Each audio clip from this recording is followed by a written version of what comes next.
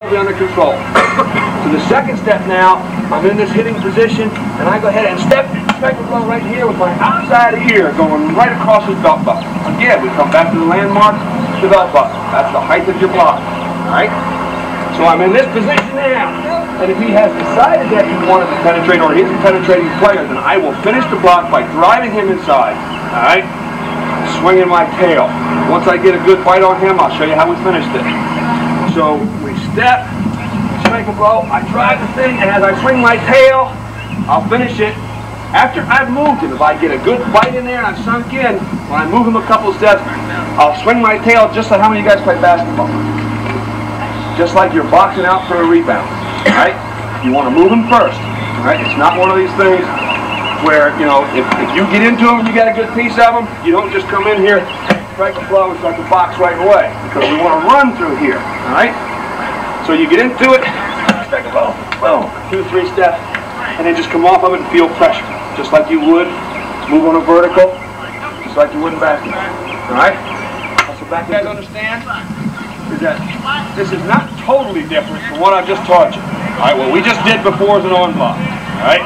What we're doing now is a down block. Once contact is made, right? Once you've unloaded your surface on a defensive player, all these blocks are the same. Right? The only thing that makes these techniques different is the angle that you approach the block from and what step you take first coming off the line of scrimmage and what side you may put your head. Right? So once contact is made, it's all belt buckle, big forearm, face up, and sprint to feet. Those 4 things. Right? Once contact is made, all these blocks are the same. Big forearm, belt buckle, big forearm, face up, and sprint to feet. Okay? Okay, down block to your left. Down to the left, ready? All full back. Sit, go! Now box him out, Billy. Back right on, this kind of position. Okay? You move him a couple steps, and now swing your hand right on. What you do is always commit your head to the inside. Using the spin technique, it's kind of your handicap because that's a faster way to get back in front of him. Now the footwork of this is important. So what we just practiced with the down block was a situation where you got what you thought you were going to get. You thought he was going to penetrate, you stepped in there, and he did step hard in the line of scrimmage, so you got a good surface and you sunk into him real good, and then you just finished the block. Alright? Now there will be times when you step hard in there and you think he's going to penetrate, and he doesn't give you that first step mover, he doesn't try to penetrate. Alright? When you feel him playing soft, or if he's trying to skate across your face from the snap of the ball, then on the second step, instead of stepping straight parallel to where your foot's clearly or going to end up inside of him almost, alright? What you need to do is get that foot into him as much as you can as you go to strike the blow. And it's not an easy thing to do because you've got some momentum going now. You know, you've committed to go inside, you think you're going to penetrate, you know you've got some problems and you've got to be there quick. So it's easy for you to take off and for momentum just to carry your foot straight ahead. What you need to try to do as you step and you get this off, now as you go to throw that surface, you need to try to go a little bit upfield. Alright, I shouldn't say a little bit. You need to throw that fifth, your activate a throw. Right?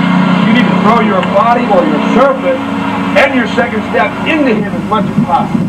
Alright? You need to get your momentum going instead of completely lateral. You need to try to get it going vertical as best as you can.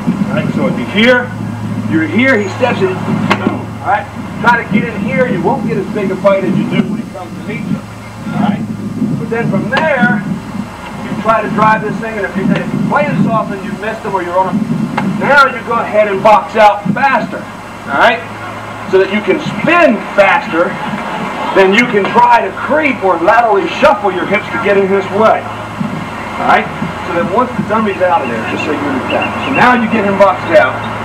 And now you just feel pressure. Then you work a vertical, so that if he tries to beat me to this side, you feel it and you move, right?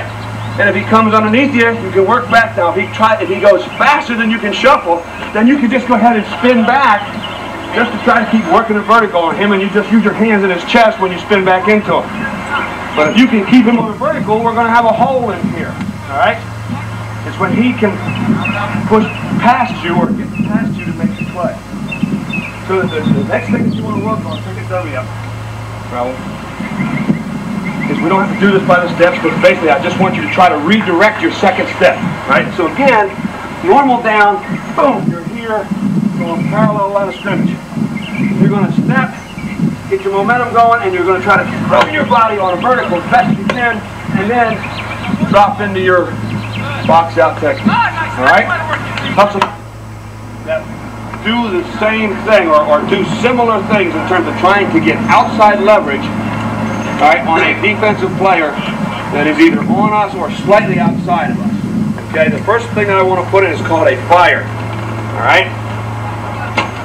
And this is basically a lot of our option blocking, where we are going to come off the line of scrimmage aggressively at a 45-degree angle. And we are going to strike a blow with our inside shoulder, all right? And we are going to work very hard from that point to turn the defensive player away from the point of attack.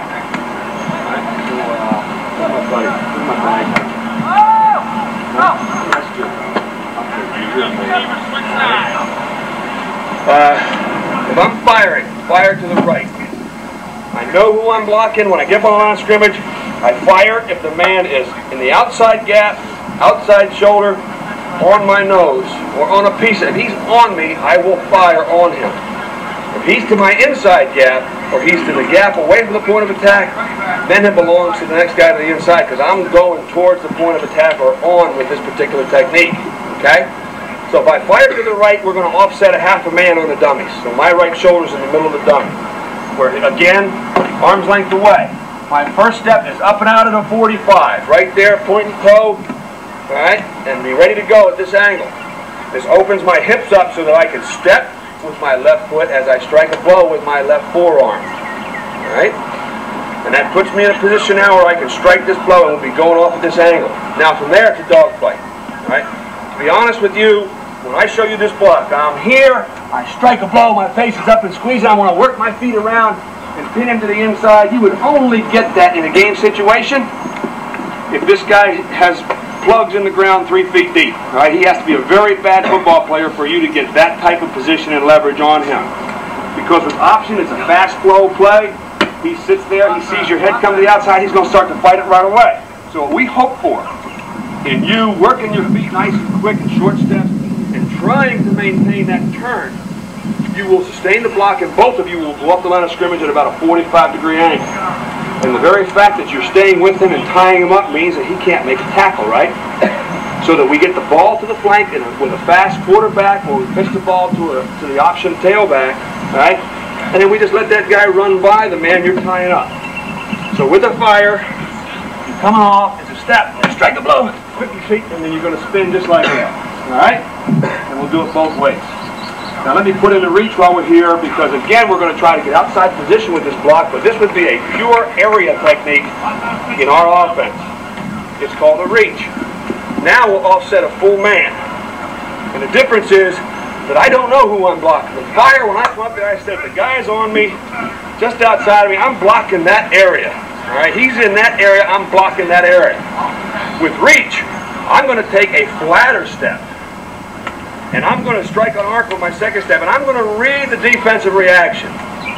And I will only block a man that's in my area with this reach, so that if I take this reach step, and Raul took off like on a stunt, or he reads the tackle's head, say I'm the guard, and he takes off to the outside, just drag it out there, Raul.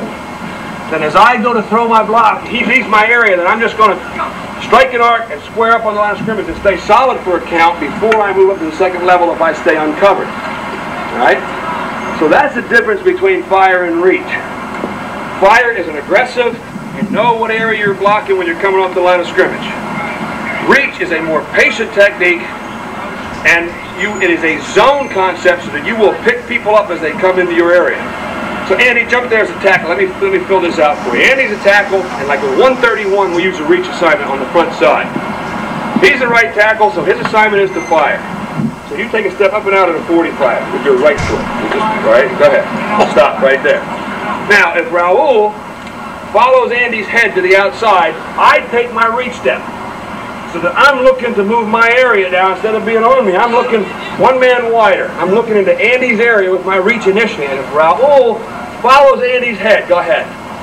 Now I can square up like I just explained to you, and I'll move up late for a linebacker provided the center doesn't need any help with that nose man. Now, if this is a pinch stunt, or this guy's